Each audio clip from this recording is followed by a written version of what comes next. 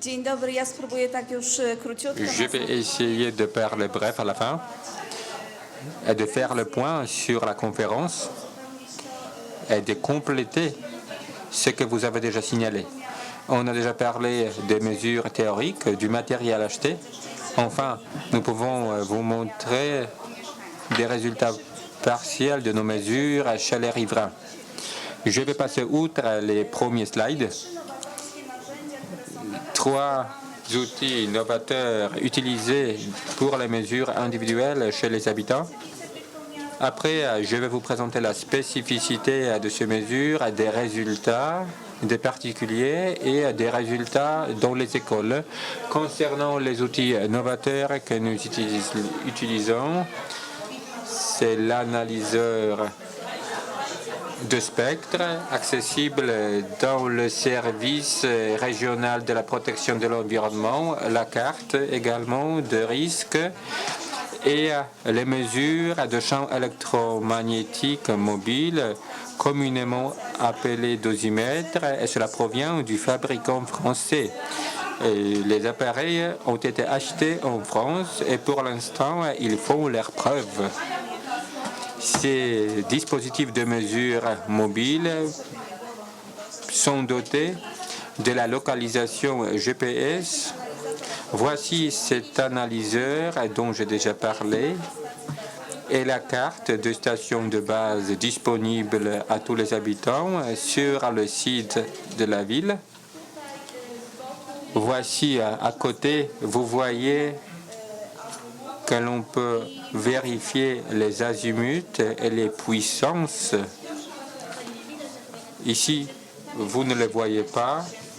C'est pas moins de 17 000 watts sur un azimut. Voici la place du marché, le Hall au drap.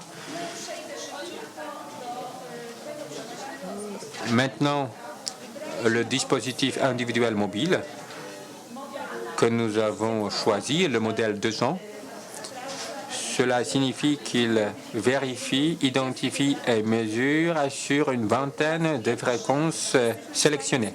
Pour la première fois, nous pouvons identifier chez les habitants de Cracovie les signaux downlink d'une station de base ou les signaux internes de la téléphonie mobile, de son téléphone portable par exemple, sur toutes les bandes en fonctionnement en Pologne. Voici la plage de mesure, 80 MHz jusqu'à 6 GHz. L'appareil est étalonné. Nous avons les fonds nécessaires dans le budget de la ville. L'intervalle de temps va à partir de 4 secondes. Nous voulions le prolonger jusqu'à 24 heures. Le temps de prélèvement d'échantillon est de 20 secondes et la batterie permet de réaliser une mesure continuelle pendant 24 heures chez les riverains. Le compteur est scellé. Les riverains ne peuvent pas y toucher. Les seaux ne doivent pas être touchés. La mesure avec ce dispositif est spécifique. Tout d'abord, comme je l'ai déjà dit, c'est prêté gratuitement pour 24 heures à tous les volontaires, tous les habitants de Cracovie. La mesure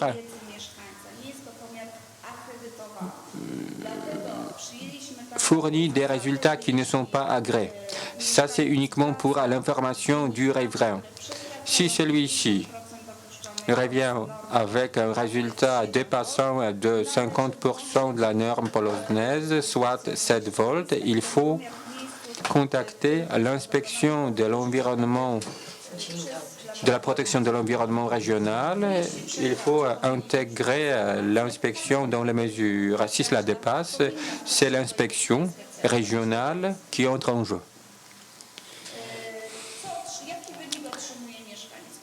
Quels sont les résultats obtenus par les riverains? Tout d'abord, c'est une information sur le dépassement, éventuellement sur le dépassement du seuil de 50% de la valeur cible, de la valeur limite plutôt. Nous voulions nous référer à la loi Abeille française, selon laquelle personne ne doit être pire que son voisin.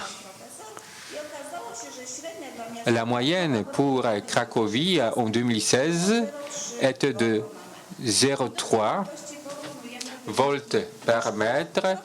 Nous comparons à cette grandeur les résultats des riverains. Nous nous basons également sur la Code civile, l'article 144, sur les émissions, les surémissions de l'environnement.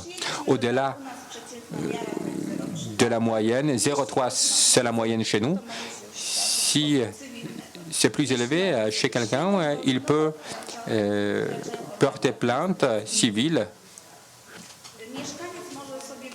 Les riverains peuvent choisir quelques points de mesure et chaque point est décrit en détail.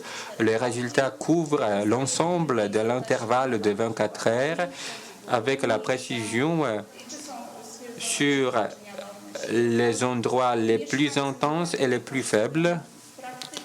Les riverains utilisent bien pratiquement ce matériel en, par exemple, mettant en marche et coupant le routeur Wi-Fi pour bien comparer, pour bien mesurer les niveaux dans leurs appartements.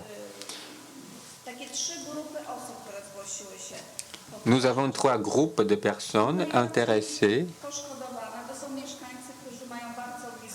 Tout d'abord, à ceux qui habitent à proximité des stations de base, qui voient dont les fenêtres donnent sur ces stations. Voici, vous avez un appartement situé sur l'axe principal du faisceau en provenance d'un mât. Ces valeurs ont dépassé à maintes reprises 7 volts. 4,7, c'était la moyenne. Dans ce cas, ce qui est intéressant, c'est l'opérateur qui a confirmé le dépassement. Ensuite, c'est l'inspection régionale de la protection de l'environnement qui l'a confirmé, mais rien n'a été fait.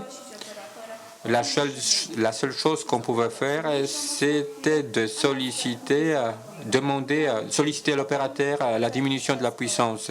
C'était effectivement diminué, mais pour quelques instants. Après quelques temps, il revient à la puissance normale. Les habitants reprennent de nouveau les appareils de mesure et cela dure comme ça. Nous ne sommes pas capables d'appliquer des sanctions à l'égard de l'opérateur pour les dépassements.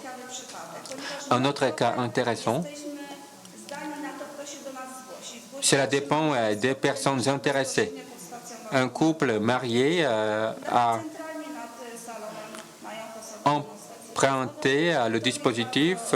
Ils habitaient sous une station de base. C'était des personnes assez âgées. Ils ont placé le dosimètre dans un seul endroit.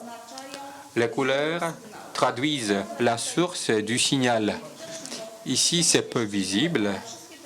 Tous ces signaux proviennent de la station de base. Ce qu'il faut signaler, les habitants qui ont envisagé l'installation d'une station de base entendaient dire qu'il était protégé par une parapluie. Mais ce n'était pas le cas. Le niveau moyen chez eux était d'1,7 volts par mètre. Cela résulte également des réflexions et aussi le tissu urbain très dense cracovien favorise ces ordres de grandeur. Et le troisième exemple, un habitant qui habite à proximité d'une station de base, ce n'est pas une proximité directe, le signal n'est pas très élevé. Les impulsions en vert, ça c'est un smartphone. qui fonctionnait. Quelqu'un envoyait des mails, par exemple.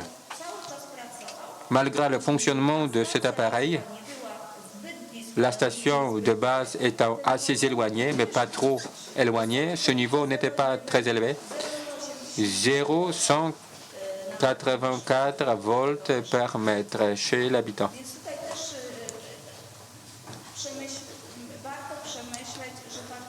Il faut réfléchir sur la distance de la station de base. Ça peut impacter la crédibilité de la mesure. En pilote, nous avons examiné quelques écoles à Cracovie. Selon la méthodologie adaptée, avec 2 dosimètres et une mesure de 45 minutes dans une salle de classe. 2 cas ont été sélectionnés avec une station de base à proximité directe de l'école. Vous voyez que le faisceau traverse la cantine scolaire. Au milieu de la salle, de la cantine, le niveau, les fenêtres fermées est de 0,7 volts, presque 0,8 par mètre. L'autre cas d'un groupe d'écoles, c'était des stations de base situées sur le toit du bâtiment, ce qui est malheureusement très fréquent à Cracovie. On voit que ce dosimètre était déplacé à toutes les heures. La première mesure a été effectuée dans un endroit qui n'était pas traversé directement par les faisceaux. On voit un signal d'un téléphone portable, d'un routeur, dont le niveau est assez bas. Le deuxième niveau, une salle directement sous la station de base, et la valeur était de 0,2 volts par mètre. Le troisième cas, la troisième mesure, effectuée sur un terrain de jeu, de sport, pratiquement sur le faisceau principal, sur la lobe principale, 0,7. Nous avons également choisi une zone d'interdiction de téléphone portable avec le point rond. L'école n'est pas à proximité directe d'une station de base, mais ces stations ne sont pas très éloignées. Il serait très difficile de choisir, de trouver un tel endroit à Cracovie, mais ici le niveau était très bas. C'était des impulsions ponctuelles. Lorsqu'on ouvre la session avec un portable, c'était 0,02 volts par mètre. C'était très bref. L'intérêt était très grand et très grand. Les mesures se poursuivent chez les habitants et le rapport définitif final sera accessible en décembre. Ainsi, nous avons pu identifier les sources et les coupables. D'habitude, ce sommes nous ou c'est une station de base. Mais c'est la mesure qui permet de trancher, de savoir le coupable. C'est tout pour moi. Merci beaucoup.